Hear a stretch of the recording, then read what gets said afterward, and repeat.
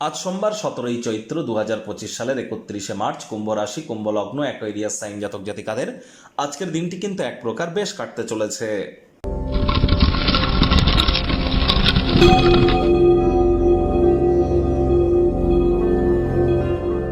ভিডিওটির শুরুতেই রাজযোগ চ্যানেলের তরফ থেকে ইসলাম দরদি ভাই বোনেদের জানাই ঈদ উল ফিতরের হার্দিক শুভেচ্ছা ও অভিনন্দন বা মোবারক। আর যারা হিন্দু ধর্মের ভাই বোন আছেন তাদের ক্ষেত্রে বলবো, আজ আপনারা দেবাদিদেব মহাদেবের রুদ্র গায়ত্রী মন্ত্র ওম তৎপুরুষায় বিদ্মহে মহাদেবায় ধীমহি তন্ন রুদ্র প্রচোদয়াৎ, এটি আজ আপনারা 108 বার জপ করুন, অত্যন্ত উপকৃত হবেন।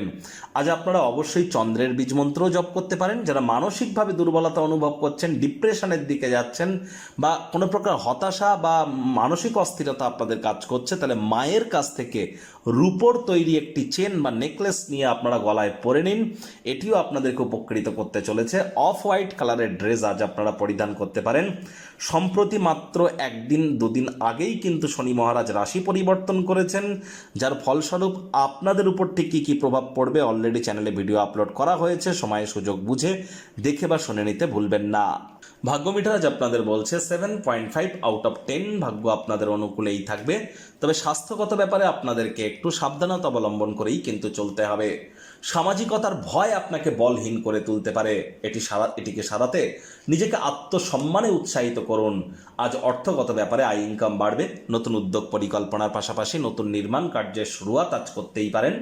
যারা কোনো না কোনো স্থান থেকে জমি জায়গা ক্রয় করেছিলেন, সেটি চড়া দামে বিক্রি হবে, ভালো কোনো ক্রেতা আসতেই পারে, যার কারণে অতিরিক্ত আর্থিক মুনাফা আপনারা অর্জন করতেই পারেন। যারা রিয়েল এস্টেট বা জমি বাড়ির কেনাবেচার বিজনেস করেন, তাদের জন্য কিন্তু দিনটি রাজযোগের থেকে কোনো অংশেই কিন্তু কম নয়। চাকরিজীবী যারা আছেন, তাদের অফিসের পরিবেশ এক প্রকার বেশ, বস কলিগদের সাথে ভাব ভালোবাসা বাড়বে, কর্মে গতি অনুভব করবেন, নিজের মেধা দক্ষতা ট্যালেন্টের দৌলতে প্রশংসার পাত্রপাত্রীও আপনারা হতেই পারেন। নিজেকে প্রকাশ করবার জন্য ভালো সময়, সেই সমস্ত প্রকল্পে কাজ করুন যেগুলি সৃষ্টিশীল প্রকৃতির। সহকর্মীদের সাথে যদি আপনি অফিসের কলিগদের সাথে সন্ধ্যাবেলার সময়টি টাইম পাস করেন, তাহলে দিনের শেষে অনুভব করবেন যে মূল্যবান সময় নষ্ট করেছেন, আর কিছুই কিন্তু নয়। আজ অবশ্যই আপনাদের ক্ষেত্রে যারা রাজনীতিবিদ আছেন, জনসংযোগ বৃদ্ধি করতে পারলে পপুলারিটি বাড়বে।